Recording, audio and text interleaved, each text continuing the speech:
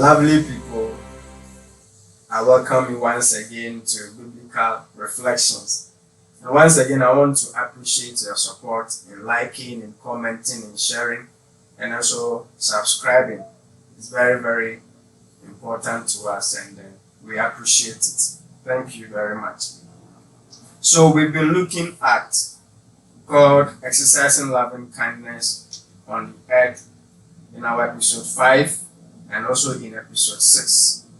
And in this episode as well, we are still looking at God exercising loving kindness in the earth because it is very, very important. There are so many things we enjoy on this earth as children of God. We take them for granted. And we may think that, it is just by our connections, it is just by our networks. Networks are good, connections are good, believe me. But underpinning those networks and those connections which bring us joy, which bring us promotions, which bring us money, which bring us prosperity, is the loving kindness of God. And as a child of God, I need you to really, really understand that. So, in the last episode, we looked at Abraham, how God showed him loving kindness. And in this episode, we are going to look at another person that God chose all by himself to show loving kindness to. And it is no other than the man David, or King David, as he is best known. Now, Saul had misbehaved. Saul had become disobedient. And so God rejected Saul from being king. In fact, Samuel had become so sad that he wept and wept and wept and wept because of Saul. So God comes to Samuel and says to him in 1 Samuel chapter 16 verse 1, the Bible says, "Now the Lord said to Samuel, how long will you mourn for Saul, seeing I have rejected him from reigning over Israel? Fill your horn with oil and go. I am sending you to Jesse, the Bethlehemite, for I have provided myself a king among his sons." So this is Jesse with 7 sons, or 8, including David. He had no idea what God had for his family. But God comes to Samuel and says, "Samuel, you know what? Forget about Saul. Saul is history. Let's move forward." And the Bible said, "Fill your horn with oil. I am sending you to the house of Jesse.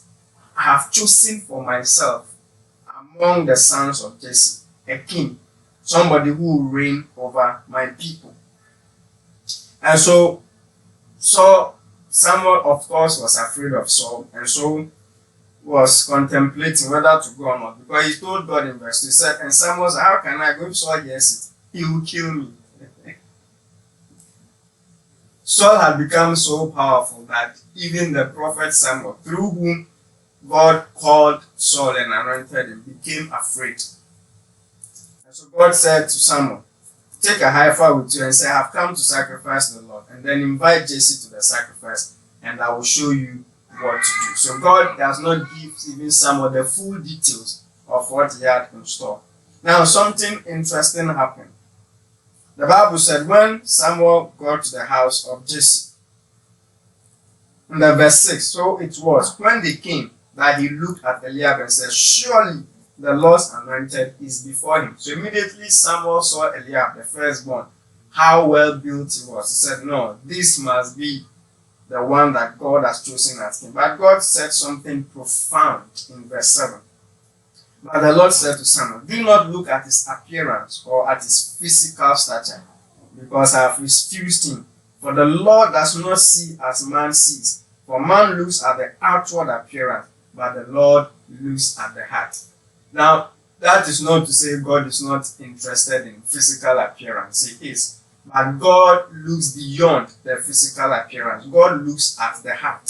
And so God tells Samuel, don't make that mistake. You are a human being. Even though you're a prophet, you are still human. So you can still see the way humans see. But for me, God, I look beyond the physical stature. I look beyond the appearance. And I look at the heart. I look at what is inside the heart of a man. And so Jesse made all his children pass before Samuel. This time, of course, Samuel knows better. And God says, none of these people have been chosen. Then Samuel asked Jesse, are these all the young men? And then Jesse said something in verse 11. Then he said, there remains yet the youngest, and there he is, keeping the sheep. And Samuel said to Jesse, send and bring him, for we will not sit down till he comes. So he sent and brought him in. Now he was ruddy with bright eyes and good looking, and the Lord said, arise, anoint him, for this is the one. Then Samuel took the horn of oil and anointed him in the midst of his brothers, and the Spirit of the Lord came upon David from that day forward. So Samuel arose and went to Ramah. So immediately David appears on the scene. The Lord said, this is the one I have chosen. This is somebody I have chosen who will lead my people. Now, I want you to know certain things so that you will appreciate the point I'm trying to make. Number one was the fact that David was a forgotten shepherd boy. His own family had forgotten about him. He was taking care of the sheep, but they have forgotten about him. So when the time or when the opportunity came for elevation, opportunity for promotion, opportunity for something good to happen to the family, nobody thought about David because he was a forgotten shepherd boy. But listen, even though David was forgotten, God was still watching David. God was still seeing David. God had already chosen David. And it is my prayer for you that wherever it is you may have been forgotten, in your marriage, in your family, at your place of work, in your community, may the Lord show you his loving kindness by elevating you. Number two, you must know is that David was the youngest of all the sons of Jesse. He was the youngest. So in terms of looking at it from human perspective, David was coming nowhere close to the kingship. But listen, God looks beyond all these things. And so even though he was the youngest, God still chose him. And I pray for you, irrespective of how your family looks at you, irrespective of how your colleagues look at you, may the Lord show you his loving kindness by choosing you among the lot for any good thing that he wants to do on this earth. And the third thing was the fact that David was a youth. David was a young man. But God decided that he was still going to choose that young man to become king, to reign over his people. Of course, it took him some time to finally ascend the throne. But listen, God still chose him when he was still young. No wonder the Bible said in Ecclesiastes that remember your Creator in the days of your youth. So if you're a young person now, this is an opportunity for you, from what we are learning, to give yourself to God more, because God is interested in you being a young person. And so this is the story of David.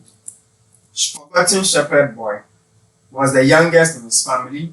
He was a young man, but God demonstrated his loving kindness towards David and still chose him to become a king. It is my prayer for you that you may have been forgotten. It is my prayer for you that you may have been looked down upon. People may despise you, but listen, may you experience the loving kindness of God to move you from obscurity to fame, to move you from the lower ground to the higher ground. May the Lord lift and establish you on the mountains of glory and success as you experience his loving kindness. Thank you very much, and I believe that you have learned something profound today.